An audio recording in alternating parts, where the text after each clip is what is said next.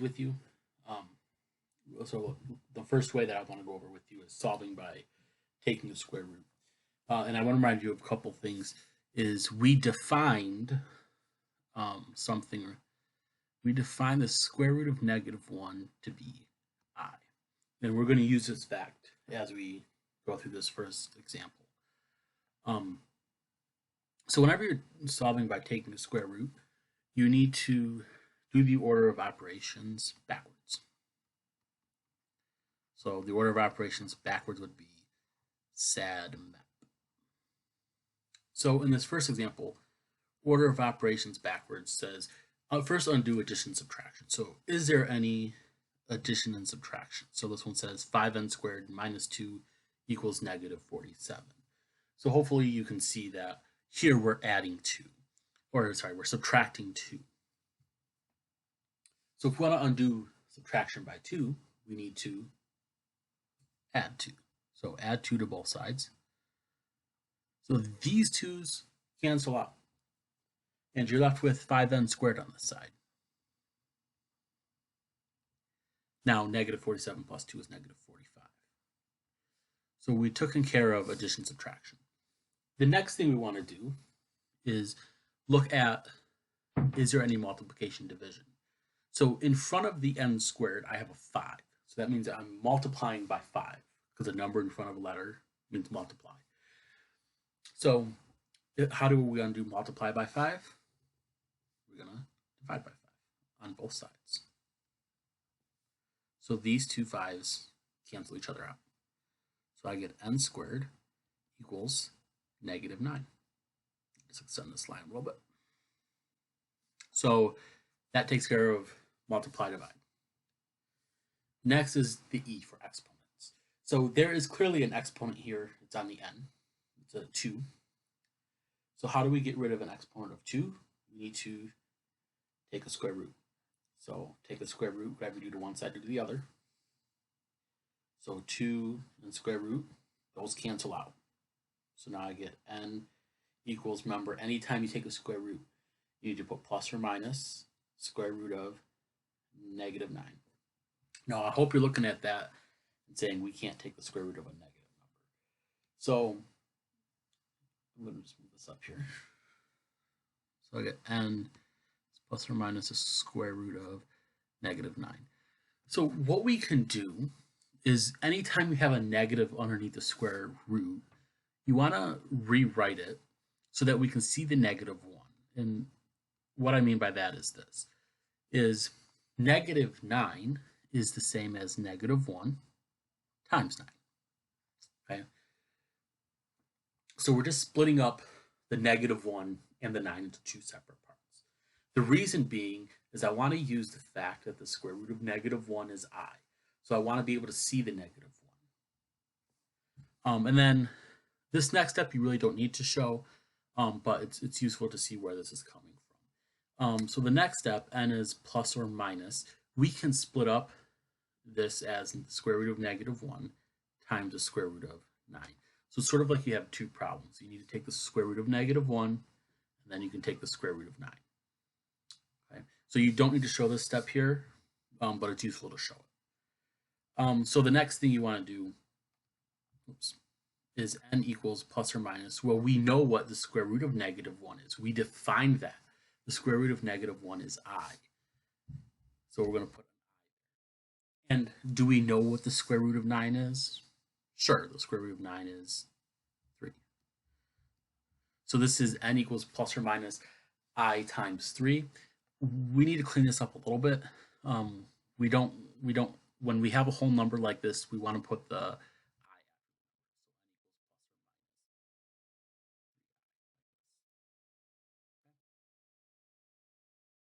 So this would be the answer for example 1. So go ahead, and if you need to pause and rewatch a part of that, go ahead. I'm going to do another example that's very similar to this one. But if you need to pause, go ahead and pause and rewind. So let me do, so I'll call this example 2. And it will be x squared minus 2 equals -7. Okay. So this one can be done in a similar manner to the way we just did that first example. Order of operations backwards.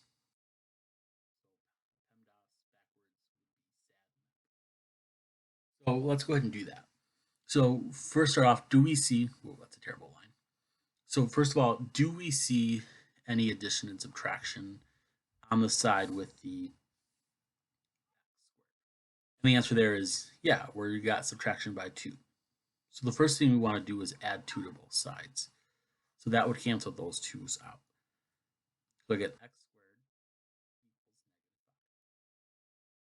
So that took care of addition and subtraction step. Notice there is no multiplying or dividing with the x squared. So that takes care of that. Last thing is there an exponent? Well, clearly there's an exponent with the x. So in order to get rid of that exponent, we need to take a square root. Remember, whatever you do to one side, do the same to the other. So the square root and the square cancel each other off.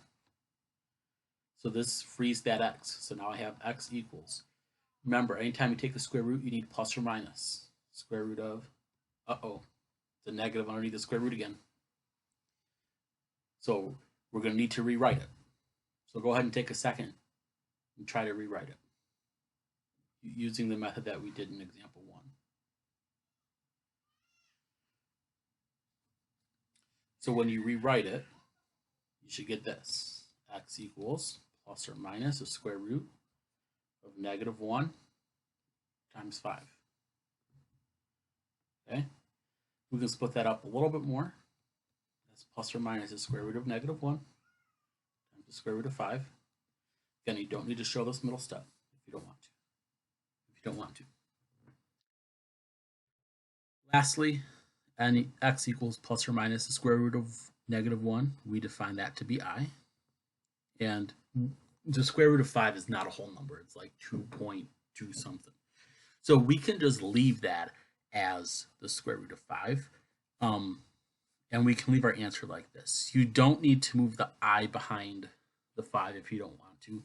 In fact, this is probably a better way to leave your answer, because what ends up happening is this, is sometimes if you leave the I behind, it looks like the I is underneath the square root. Not on purpose, but just because we get a little bit sloppy in our writing. So this is a better notation here to use, but this is okay. But this is better. Okay? So those are the 2 examples that have to do with solving by taking square roots. And not all of your problems are going to have negatives underneath the square root, but I just wanted you to see and recall how we deal with those. So again, if you need to rewatch any of this, feel free to rewind and watch the parts that you need.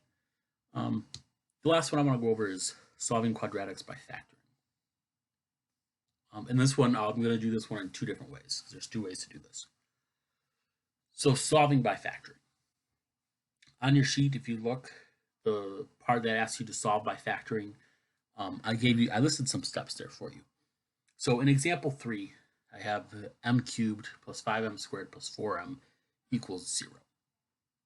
And the first step on your factor sheet says to check if there's any common factors. So if you look at this example, I have m cubed, I have m squared, I have m. Notice they all have a m in them. So we're going to pull out the m. So if we pull out the m, then I have m cubed. Oh, sorry. Nope. If I factor out an m, then I have to reduce each of the powers on m by 1. So if I reduce 3 by 1, I get 2 plus 5. Instead of m squared, I'm just going to have m, because 2 minus 1 is 1. Then 4, I'm not going to have an m with 4 now, because m divided by m is 1. So I have m squared plus 5m plus 4 inside the parentheses. Notice if we went and redistributed, I would get m times m is m cubed, m times 5m is 5m squared, and m times 4 is 4m. So if I redistributed that m, I would get right back to my original. So we're not done factoring this yet because there's this inside part that needs factoring. So first we pulled out the m. Now we have three terms. I have m squared plus 5m plus 4. So, and then this is the part where you have really two options where you can factor. So I'll show you this method first. So the number in front of m squared here is 1. So what I'm going to do is I'm going to do factors of a times c that add to b. So I'm going to do factors of a times c that add up to b. So let's identify what a, b, and c are.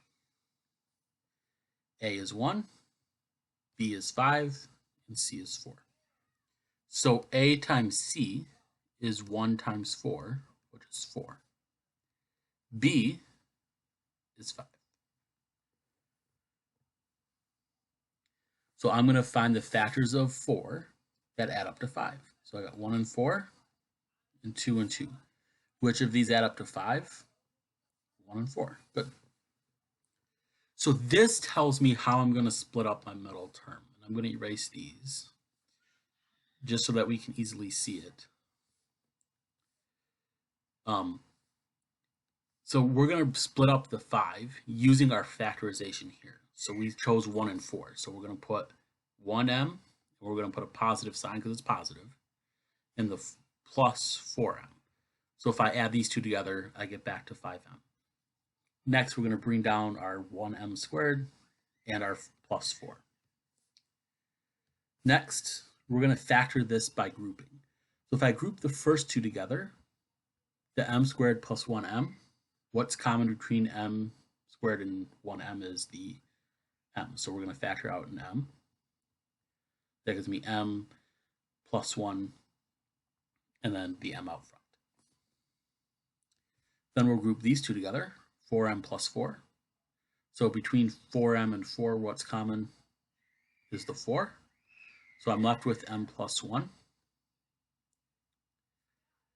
And then now you know that you've done it right when these two parentheses match, and they sure do. I got m plus 1 times m plus, sorry, I got m plus 1 in both of them. And then I have, out front, I have the m plus 4s. So m plus 4. Next, we're going to take, don't forget what we had earlier. We had this m out front earlier, so we need to bring this down. And then this 0 we had up here, so we need to bring that down, equals 0. Okay. The last step that you need to do in order to solve is set each factor equal to 0. So we'll set m equal to 0, m plus 1 equal to 0, and m plus 4 equal to 0. So here, m equals 0 is already solved. M plus 1 equals 0. Subtract 1 from both sides. So m is negative 1. And then here, m plus 4 equals 0. Subtract 4. So m is negative 4. Okay. So this was one way that you could solve it. And this method's always going to work no matter what number is in front of m squared. As long as you can find the two factors of a times c that add to b, as long as you can do that, this method will always work. But again, you need factors of a times c that add up to b. Okay. The next method I'm going to show you how to do this one won't always work. So let me show you the next method for doing the same exact problem.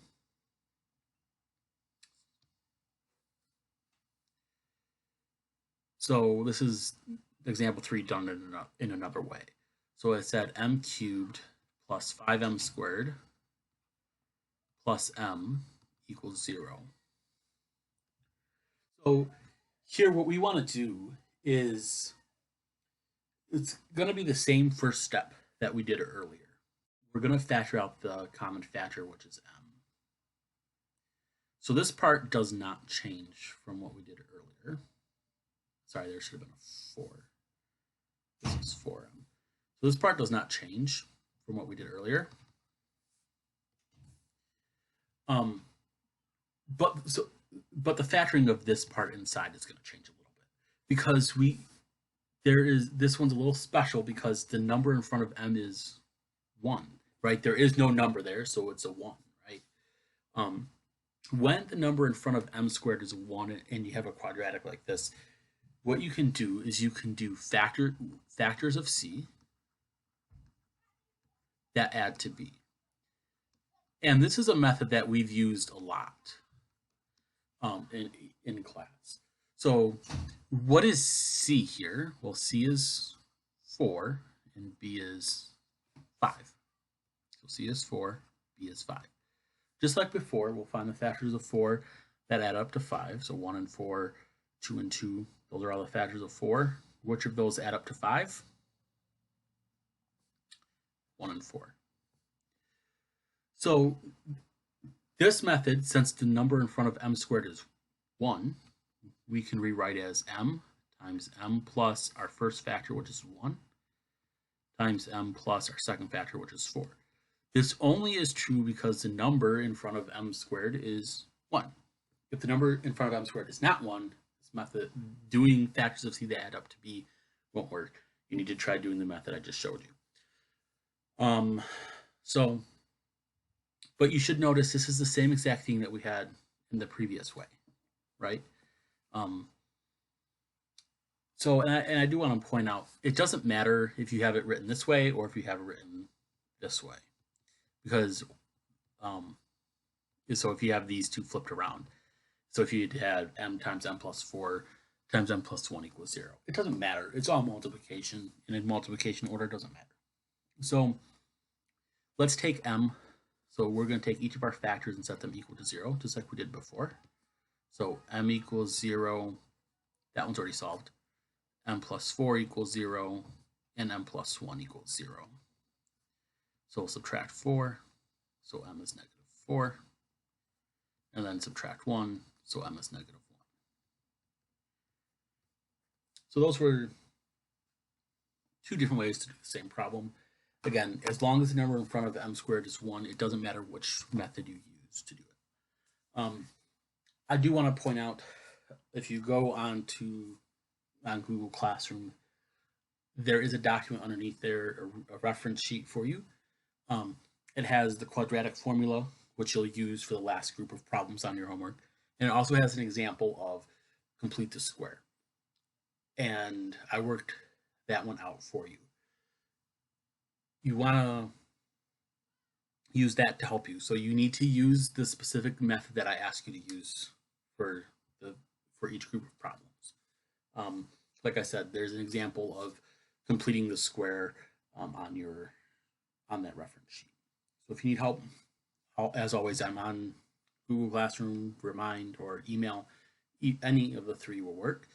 But feel free to contact me as you need.